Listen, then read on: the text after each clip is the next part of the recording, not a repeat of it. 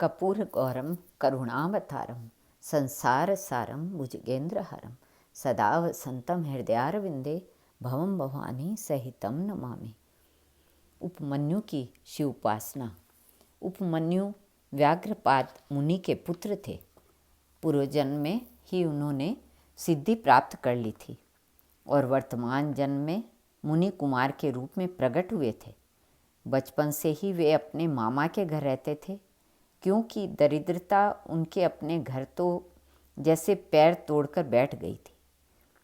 मामा के यहाँ बालक उपमन्यु के साथ सद्व्यवहार नहीं होता था। रूखा सूखा भोजन भी उन्हें बड़ी कठिनता से मिल पाता था।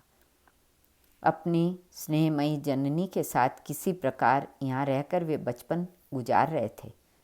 एक दिन बालक उपमन्यु को कहीं से थोड़ा सा दूध पीने को मिल गया। बालक ही तो थे। माता के पास जाकर उससे और दूध मांगने लगे, किंतु तपस्विनी माँ को दूध मिलता कहाँ से। उसने किसी तरह कुछ बीजों का संग्रह किया तथा उन्हीं को पानी में पीसकर नकली दूध बनाया और बालक उपमन्यु को दे दिया। उपमन्यु अपनी माता से बोले, माँ, ये दूध नहीं है। माता को अपनी विवशता पर अत्यंत दुख हुआ। उपमन्यु के आंसू पहुँचती हुई उसने कहा, बेटा, हम दरिद्रों के भाग्य में दूध कहाँ। हाँ, अगर भगवान शिव की कृपा हो जाए तो कोई वस्तु अलभ्य नहीं है।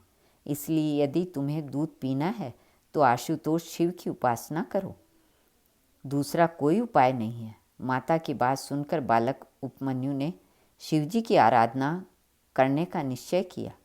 तपस्या के लिए वे हिमालय पर्वत गए।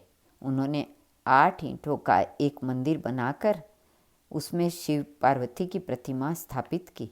तत्पश्चात भक्ति भाव से वे भगवान शिव की पूजा करने लगे।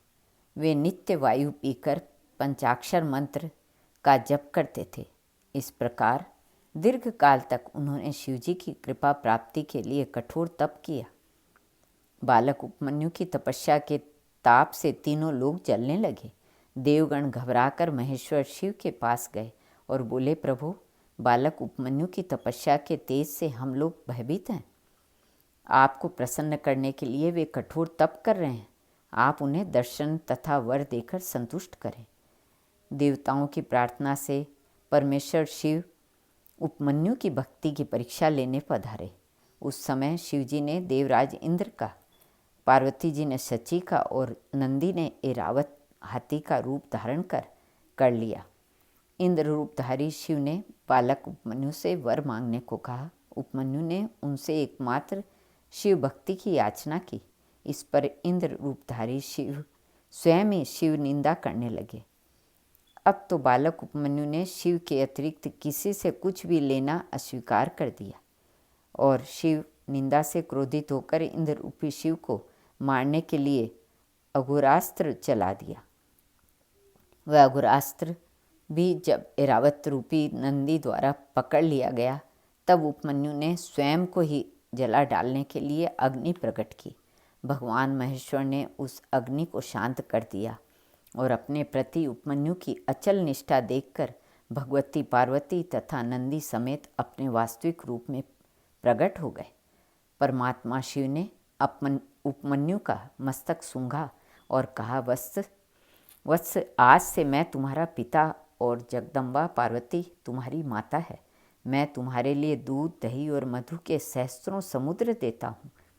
ऐसा कहकर भगवान महेश्वर ने उपमन्यु को अमृतत्व के वरदान के साथ अपने गणों का आधिपत्य प्रदान किया।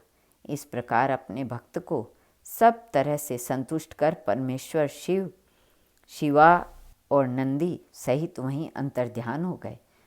उपमन्यु भी प्रसन्नतापूर्वक घर लौटकर सारी बातें अपनी माँ को बतलाई। माता के आनंद की सीमा न रही। उपमन्यु सुखी और सबके पूज्य हो गए। श्री कृष्णार्पणमस्तु।